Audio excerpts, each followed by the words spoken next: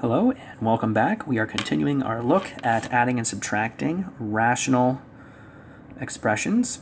Okay. Again, the key thing here is that we need to get common denominators. All right. So looking here at example 1b, we again examine that we are subtracting. We see that we are subtracting, and we examine our denominators here. We can see that they are not the same.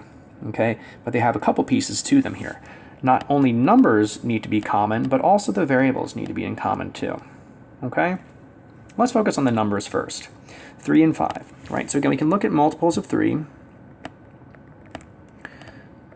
So that's 3, 6, 9, 12, 15, 18, 21, etc. And let's look at multiples of 5. 5, 10, 15, 20, and aha, 15 in common there. So, to make a 3 be 15, we'll have to multiply. In fact, I'm going to go ahead and rewrite this over here so I have more space.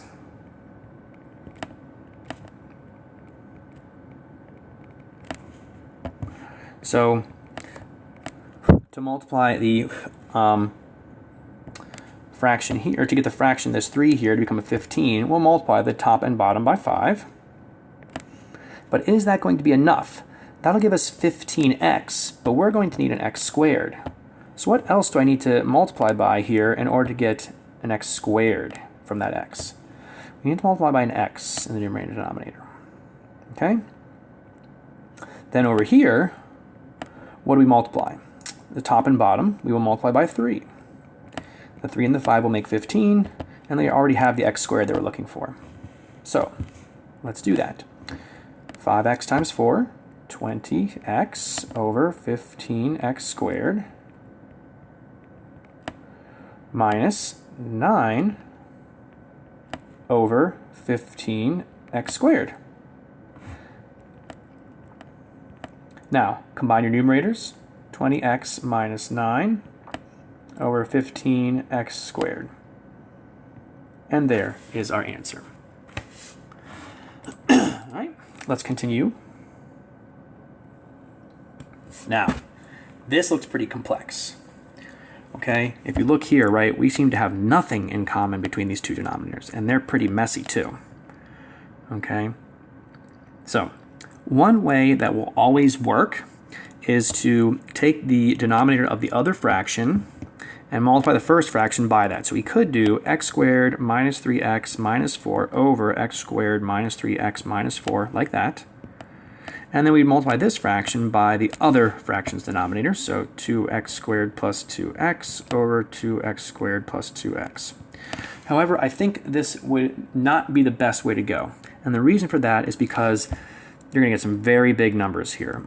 Well, I mean, you have to multiply this all out, multiply this all out.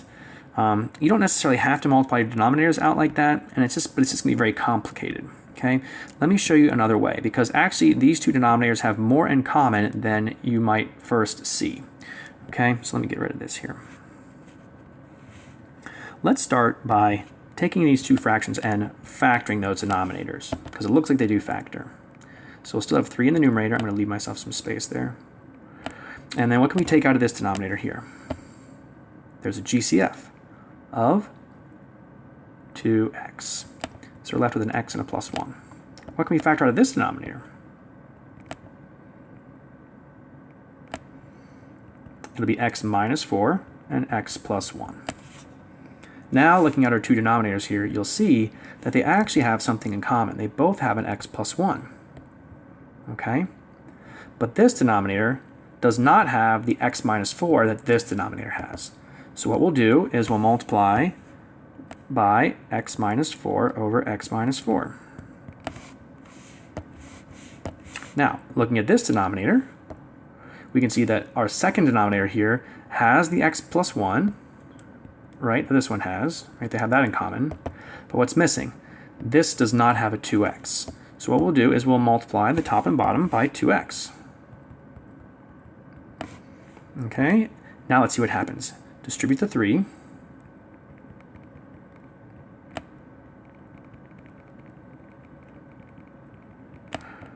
And distribute the 5. Well, not really distribute, it's just 5 times 2x, so 10x.